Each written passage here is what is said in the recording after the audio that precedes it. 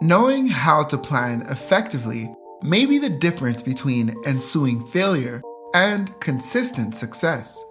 Planning effectively will help you become fulfilled by providing you with a clear insight to your goals, and this is why knowing how to plan effectively is such an important factor on the journey of you becoming your best you.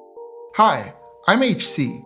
For weekly videos on self-knowledge and self-discovery, like this video and hit the subscribe button. Here are 4 steps on how to plan effectively.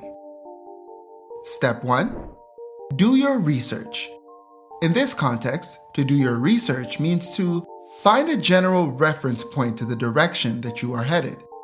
If your goal, for example, is to lose 10 pounds in 30 days, it may benefit you to research people that have done it before, or to gather information on the most effective ways to get to your destination.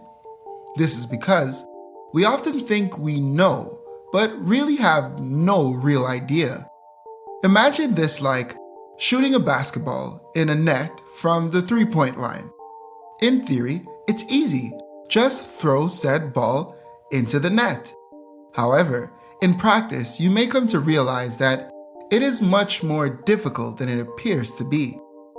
In this anecdotal situation, doing your research may involve watching a few basketball games, taking the time to understand ball movement and timing, and maybe even buying your own basketball so that you can practice.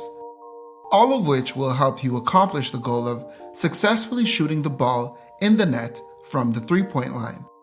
By doing your research, you are exercising your mind and spirit in preparation for the wonders it is about to create. Think of doing research as taking a sneak peek into what is possible and exactly how it was made possible for others. This sneak peek will help you to open your eyes to how things are done so that you can harvest that information and adapt it to fit your reality. The said sneak peek will also help you assess whether you want to follow through with your plan or if it is something that you don't really care for as much as you thought you did, which will save you a lot of time and loads of energy. Step 2. Write it down. Think of writing down your plan and essentially all related thoughts and ideas as creating a prequel to the sequel of your life. This is because you are taking a reality from your mind, which you can think of as a portal to a world only you have access to, and summoning it into the physical world that we all share, which gives your idea birth and makes it real. Writing things down will help you with planning because it gives you the opportunity to have a detailed point of reference so that you can continue to build upon your vision long after the initial motivation to do so has come to an end. Gather your thoughts, map it out, and put it on paper, even if you believe you are not a visual person. The act of having an idea in your mind and putting it into the real world will help your subconscious to believe that your truth is possible. Think of this like exercising a muscle. Through repetition, the muscle becomes stronger and more able to be effective on command. This is the same thing when it comes to making your thoughts a reality. Step 3. Isolation. Think. Are you planning to impress others or are you planning for yourself? Isolation will help you preserve and enhance your own vibe or energy so that you can clearly imagine your vision and plan all the way through. This personal energy is necessary to see your vision through to the most intricate detail. Avoiding isolation in the planning phase will likely have your vision interrupted by foreign thoughts, ideas, and fears, which will likely influence your vision before it even has a chance to be. Just like a seed in the wild, leave it alone and allow it to adapt to its own environment and blossom into the flower it is supposed to be.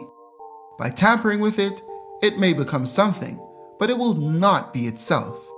You are like this flower. Once your plan is concrete, once you can verbalize and are aware of what you possess, then you can ask for input. But before it is anything concrete, remember the isolation phase. Think of it this way. If you tell everyone, "Hey, I have a great idea for a coffee shop," you might hear, "Well, my friend tried to start a coffee shop and he failed and now he's bankrupt. You don't want to be like that guy." Or, "I have some ideas for a coffee shop too." And then slowly but surely, it becomes an our instead of your dream coffee shop. Anecdotal situations that you may want to avoid, especially when you don't really know what you are doing yet. Like a caterpillar that goes into slumber by entering into a cocoon to become a beautiful butterfly. Isolate and allow yourself to become. Finally, step 4, discipline. To be disciplined in this context is to follow through with your plan, regardless of external factors swaying you hither and thou. Progress may be an uphill battle, but life will be a battle regardless of if you plan or not. Therefore, as a wise man once said, you have to choose between two pains, the pain of discipline or the pain of regret. To be disciplined is to be conscious of where and why you are spending your time, and with who and on what. Discipline is an important part of creating a plan because you could have all of the greatest ideas in the world, but without the proper, consistent energy required to get it off the ground, it will never be what it could have been. Think of this like a large, beautiful kite. A kite so beautiful that when it is finally raised, the world would be in awe of its beauty. However, in order for the kite to fly, and for it to have the effect of impressing the world, you will have to give a running start so that it could catch momentum and fly in the air. If you run halfway and then stop, the kite will not fly. If you do not run for long enough or fast enough, the kite will not fly. It is up to you to be consistent in your execution, to run without fail, and to have the kite launched into the air. Always remember, you are always one decision away from a very different life. Plan all the way through and stay disciplined.